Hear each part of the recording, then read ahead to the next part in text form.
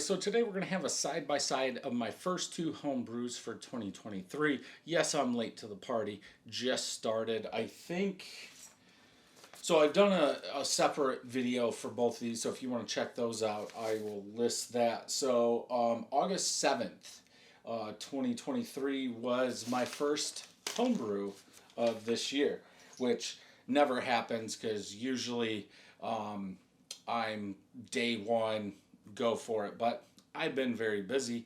It is what it is. So both SMaSH beers, both using Golden Promise malts. Citra hops in first one, Nelson Sauvin in the second one. Same additions.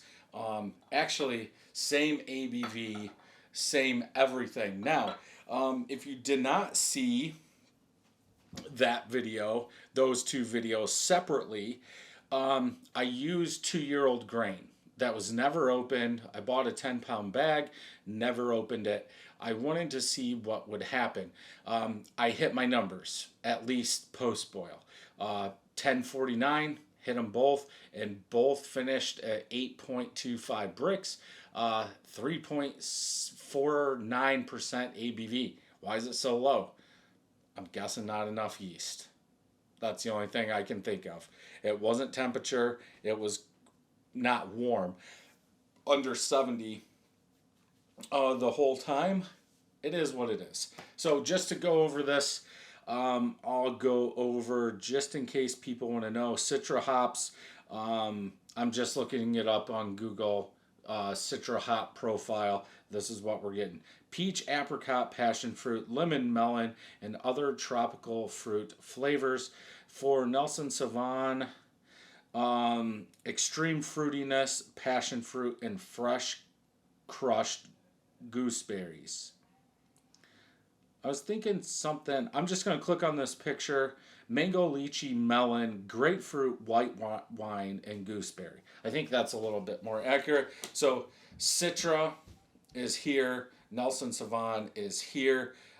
This one has a little bit more, but color-wise, I'm still going to say it. I don't know if you guys will be able to see it. I'm saying that the Nelson Sauvin one is a little clearer. They're still both hazy. I'm guessing Golden Promise is hazy. I never knew that. Why don't we use this in New England IPAs? Maybe it's going to clear out. Maybe all that protein and all that stuff's just in expansion, suspension. These have been bottled for 2 weeks. These were bottled on 8/19/2023. Today's 9/2. So 2 weeks. So yeah, that could settle out after a while. Let's go ahead and smell. I'm actually just looking, do we get the same malt profile in both of them? Whoa. Yeah, that toasted malt, as I was saying, maybe a little bit of sweetness. We're going to get more sweetness, I think. Yeast conked out, didn't eat all the sugars. That's what's going to produce our ABV. So because the yeast didn't eat the sugars, we're going to have more sweetness in the beer.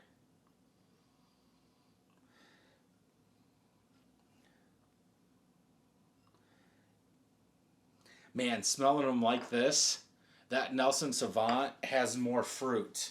I get that fruitiness in that Nelson Sauvin that I'm not getting in that Citra. In that Citra, I'm getting more citrus. I can't tell you. Lemon, huh? Because technically Citra, peach, apricot, passion fruit, lemon, melon, and other tropical fruit flavors. So technically, these both should be well on the fruit side. In a lot of beers, you do not see that with Citra. Citra, it's usually on that citrus side, but from what Google's saying, they should be close. But I get more citra or citrus, like a grapefruit citrus. Where, yeah, definitely more fruit, passion fruit, pineapple, maybe a touch of dankness from that passion fruit, but I get that toasted malt in the back. It would be hard to say these two are using the same malt if I was doing this blind.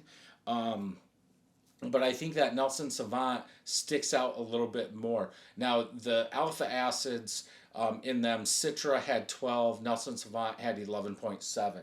So technically, there should be some more bitterness in the Citra version than the Nelson Sauvin. But let's go ahead and taste. Thicker side, I would say more citrus. Generic citrus bitterness in the back end of that, like rind, light grapefruit rind.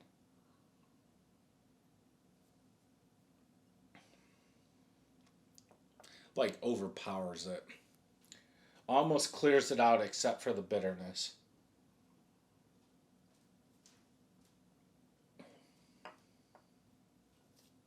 Fruit, like a melon. I can't, like the bitterness, like drinking them both side by side. I wish I had some water down here, but I don't. Um, like side by side, it's like the Nelson Sauvin covers up what the Citra version has, except for the bitterness. It's like they both grow. Um, but I get more, I want to say fermented tropical fruit is like the back end, the aftertaste that I'm getting.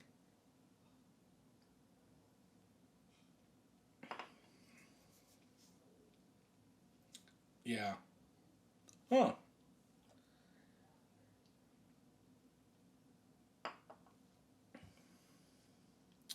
Yeah, I think I don't think the Citra fights through that malt as good.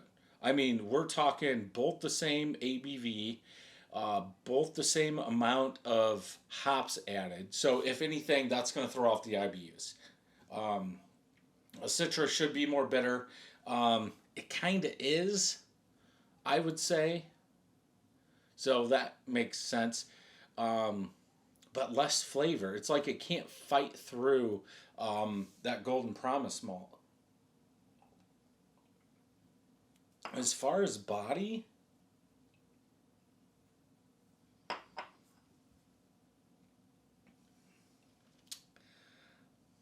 I would say they're the same. They should be. It's very close. I don't probably have to drink like 10 just to come up with a decision.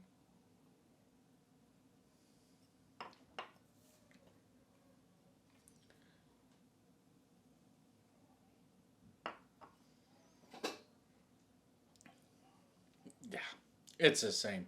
Um, I'm actually surprised. Out of the smell of the Nelson Savant, I don't think I'm getting that white grape, that white wine like I first did. It seems like it's out. Um, maybe just with the carb, what I have to burp. The carbonation. When I first poured them in there, going crazy. Um, I guess for me, I would have to go with the Nelson Sauvin one. I like that better than the Citra one. So yeah, in a month from now, I will have the next tasting of these two. I've got so my next one, 23-3, is a mixture of both of these. Then I did one I probably shouldn't have. I did Golden Promise with Ky, Cairo Citra. Um, Probably should only be used for dry hopping, but I wanted to see. Um, yeah, so Nelson Savant and Citra is batch three. Batch four is Cairo um, Citra. Then batch five is a coffee porter based upon one of my coffee beers from last year, 2 years ago, something like that. So that should be interesting. But yeah, let me know what you guys think. Have you made any SMaSH beers lately? And if you have, leave me down the malts. Um, hops and yeast you did, and if I made it, I'll probably make it. So if you enjoyed this review, check some more out over here. Don't forget to hit that subscribe button and ring that bell. And until next time, cheers.